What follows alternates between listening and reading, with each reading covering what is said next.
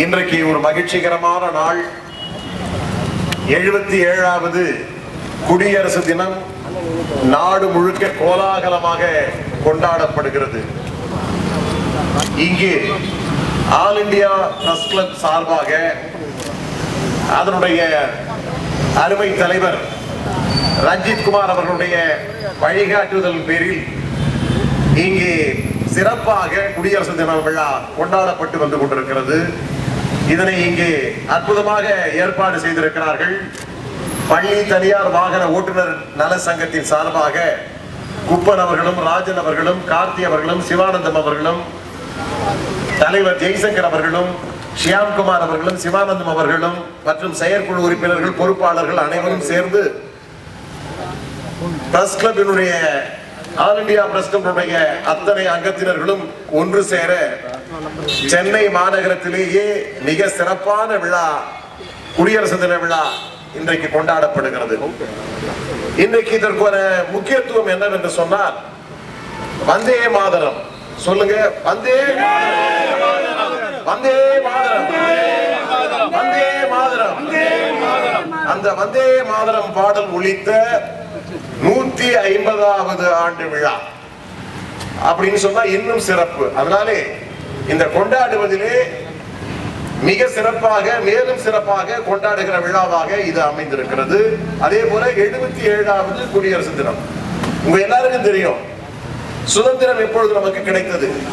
தாழ்வுற்று, வறுமை மிஞ்சி, விடுதலை தவறி வாழ்வற்று நின்ற பாரத தேசம் தன்னை வாழ்விக்க வந்த மகான் காந்தியால் இந்த நாடு அந்நியரிடமிருந்து விடுதலை பெற்றது என்று எல்லோருக்கும் தெரியும்.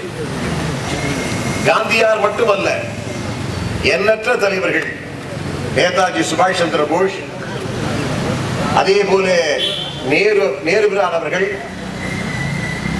சர்தார் வல்லபாய் பட்டேல் போன்றவர்கள், எண்ணற்ற தலைவர்கள் கண்ணீர் விட்டோம் வளர்த்தோம் சர்வேசா, இப்பயிரை கண்ணீரால் காத்தோம் என்று சொல்லி இந்த விடுதலை வேள்வியை துவக்கி அதிலே லட்சக்கணக்கானவர்கள் உயிரிழந்தார்கள். காவல்துறை காட்டுமிராண்டி தருமாறாக அந்நிய போலீஸ்காரனுடைய, வெள்ளையருடைய காவல்துறை அந்த அளவுக்கு மோசமாக செயல்பட்டது. ஏழைகள், பாட்டாளிகள் முழுவயிறு காணாதவர்களாக, முதுகெலும்பு முறிய பாடுபடுபவர்களாக, வாழ்வின் சுவை காணவர்களாக, வலியோரின் பகடைக்காய்களாக அன்றைக்கு இந்தியர்கள் அடிமைப்பட்டு கிடந்தார்கள். அவர்களை எல்லாம் மீட்டு இன்றைக்கு இந்தியா உலகத்திலேயே 3வது பெரிய வல்லரசாக உருவாகக்கூடிய ஒரு நிலைமை உருவாகி இருக்கிறது என்று சொன்னால், அது நாம் பெற்ற சுதந்திரம், நாம் பெற்ற விடுதலை, அதன் காரணமாகத்தான் உருவாக்கப்பட்டது.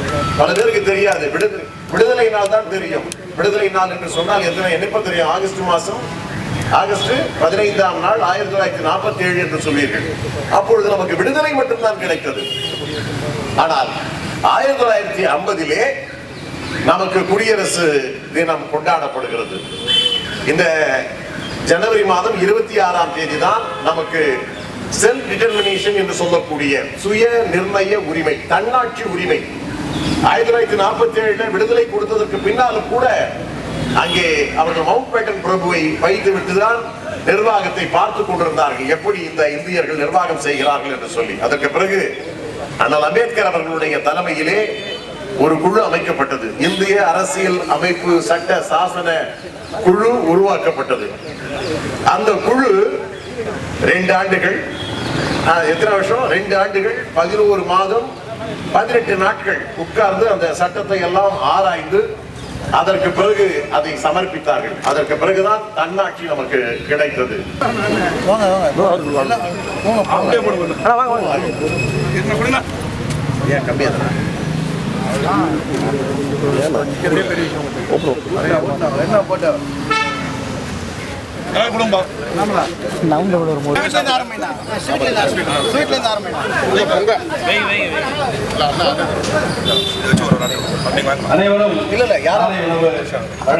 நீங்க ஒவ்வொருத்தரும் ஒரு பக்கம் நில்லுங்க, அப்படி போடுங்க,